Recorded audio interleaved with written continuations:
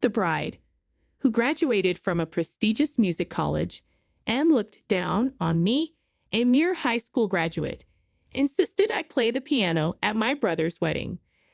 I had never told her I could play, so she was definitely trying to mess with me. Then she leaned in close and whispered something shocking in my ear.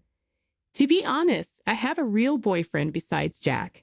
She smiled as I trembled in front of the piano, but I knew that smile wouldn't last long.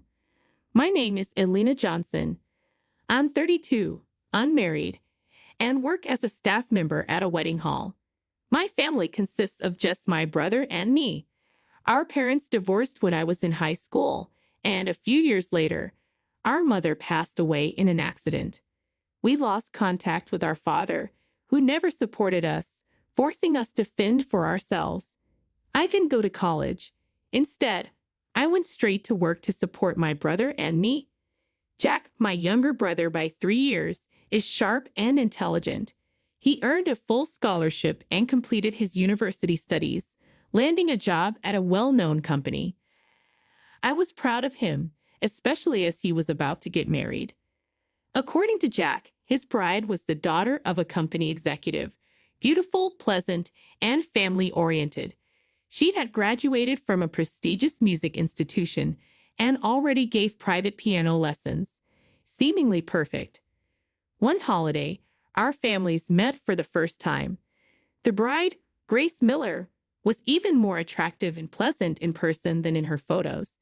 She approached me for advice. "I heard you work at a wedding hall. Could we have our wedding there?"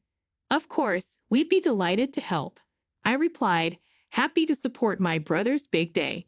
Her parents, smiling and proud, shared stories about Grace's accomplishments, highlighting her many piano awards and competitions. But when her father mentioned a certain girl who often bested her in competitions, Grace's demeanor changed. "My daughter always did well, but there was always this one girl who took first place. Very frustrating." "What was her name again?" "Let's not talk about that." Grace cut him off, quickly changing the subject. An hour later, I stepped out to take a work call and saw Grace returning from the restroom. I thanked her for the lovely day. "I appreciate everything you did for us today. It was fantastic." But Grace's demeanor shifted. Attending today's meeting is a high school graduate. Grace hurriedly returned to the room, leaving me behind. I stood there, unable to respond to her abrupt transformation. I couldn't understand what was going on. After finishing my work call, I returned to my seat, still puzzled. Strangely, Grace had reverted to her pleasant self. "Elena, would you like something to drink?" she asked kindly, handing me the drink list. I must have misheard her, I thought. Not wanting to complicate matters, I kept the incident to myself, and the meeting soon came to a close. However, it quickly became clear that it was not a misunderstanding at all. When Grace and I started meeting alone to plan the wedding ceremony, she constantly looked down on me. "You don't resemble Jack, who is very attractive," she would say every time we met, implying I was unattractive. Grace was sarcastic, often mocking my high school education and unmarried status. "If you have time to assist others in getting married, why don't you worry about yourself?" she sneered. "Oh, but you're only a high school graduate, so you're not very bright. And you lack manners because you were raised by a single mother. I don't think you'll be able to find a partner." She often boasted about her piano skills. "I'm the one who always won the top prize in piano competitions. I'm not like you, who only finished high school and went straight to work." Grace's constant jabs wore me down. Although she was supposed to be my brother's wife, I couldn't bring myself to like her. But Jack had chosen her, and their relationship seemed to be going well. I decided to keep Grace's true nature a secret from my brother, believing I was the only one who had to endure her cruelty. Months passed, and it was finally the day of the wedding. As the daughter of an executive, Grace had many company employees in attendance. We had made special arrangements for them, treating them as VIPs due to their high number. Though I could have taken the day off as the groom's sister, I wanted to be part of my brother's special day, even if only from behind the scenes. Consequently, I was permitted to work as a staff member until just before the ceremony began. With only a few minutes left before the ceremony, two of Grace's female friends entered the dressing room while I was touching up my makeup. I wanted to say hello, but I needed to finish quickly. Besides, they were engrossed in a lively conversation, so I continued working on my hair and makeup without interrupting them. Suddenly, their conversation took an unexpected turn. "Hey, you know Grace is dating another guy, right?" One said. "I've heard he's a guy from the nightclub. She said she was getting married today just to keep up appearances." The other replied, "If that's true, I feel sorry for the groom who has no idea." My mind went blank, and I panicked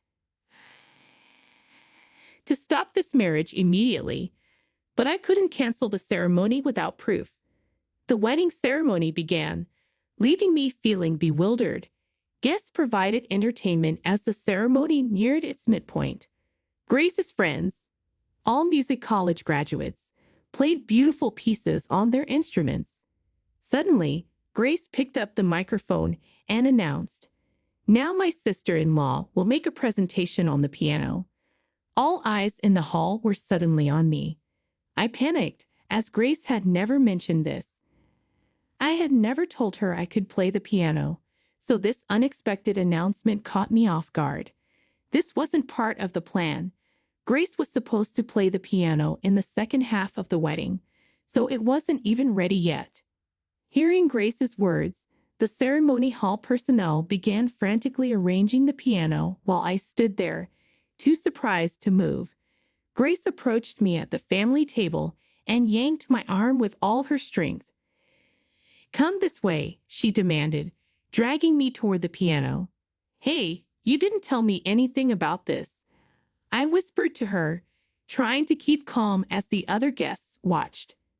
Grace leaned in, her voice a harsh whisper. "When I look at you, I can't help but get angry. All I want to do is annoy you. Is that the only reason you're treating me like this?"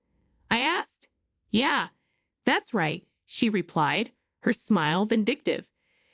I realized in this how much I despised her. "The ceremony will be ruined if you refuse to perform here. What do you think will happen if I cry in front of my father? The marriage will be annulled, and Jack will be fired from his job. Do you really want your beloved brother to get fired? How can I really want to marry such a boring man? To be honest, I have another boyfriend. I only married him because my parents were too annoying." Grace's confession confirmed what the girls in the bathroom had said. While I was processing this, the piano was finally set up. "Let's see what you got," Grace taunted. As she instructed, I sat down on the piano bench. My body started shivering, and I could feel my breath coming in heavy gasps. Maybe it's too much to ask of someone who only graduated high school. "Perhaps you've never even touched a piano," Grace said, her triumphant smile widening. The audience was growing increasingly noisy. A staff member, noticing my distress, approached me. "Are you feeling all right?" she asked gently. Grace, meanwhile, had a contented smile at the corner of her mouth. "Play the piano if you're Jack's sister, but it seems I was mistaken." "I'm sorry," she mocked. However, a single phrase from my brother changed everything. "Don't you know my sister?" "What?" Grace stammered. I broke the silence by starting to play the piano. I played Dream of Love, a standard song at weddings. The previously noisy venue quieted down as the sound of the piano filled the air. When I finished, I was met with thunderous applause. My colleagues, who hadn't known I could play the piano so well, were moved to tears. In contrast, Grace's face turned bright red, and she bit her lips in frustration.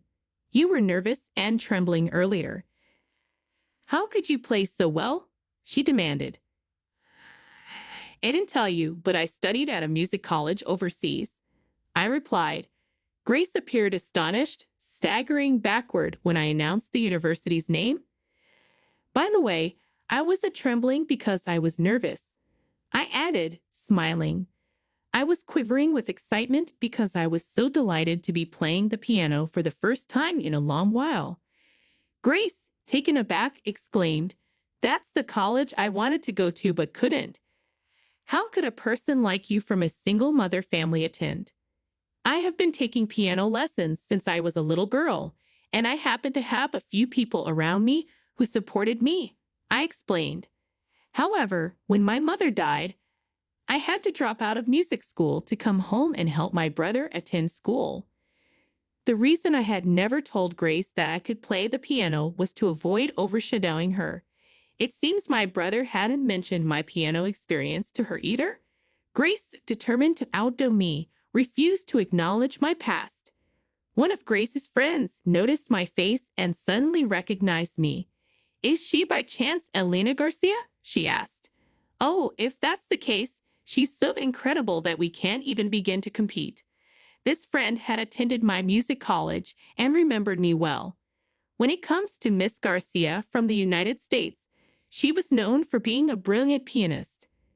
Grace, hearing the last name Garcia, turned to me with a bewildered expression. "Are you by any chance the Elena Garcia who won all the awards in the competitions?"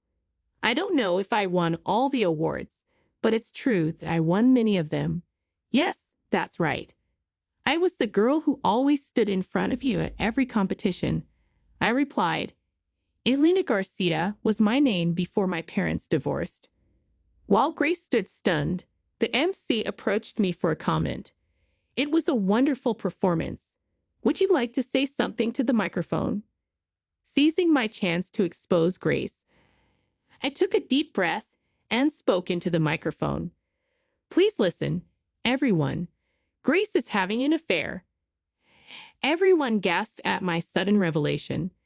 Grace's parents were speechless, their mouths agape. "No, that's not true. She's just talking nonsense." Grace tried desperately to deny it, but I quickly connected my phone to the speaker and played a recording. "To be honest, I have another boyfriend. I only married him because my parents were too annoying." Grace's voice echoed through the hall. Knowing Grace's true nature, I had my mobile phone voice recorder ready to capture her confession. Grace's face turned pale as her deceit was revealed. "You disgraceful brat." Grace's father yelled at her in public, and all hell broke loose. "I'm sorry, Papa. I'm sorry," Grace pleaded. "I'll never forgive you. You are no longer my daughter," her father declared. Then, as if pushing her away, Jack also accused Grace.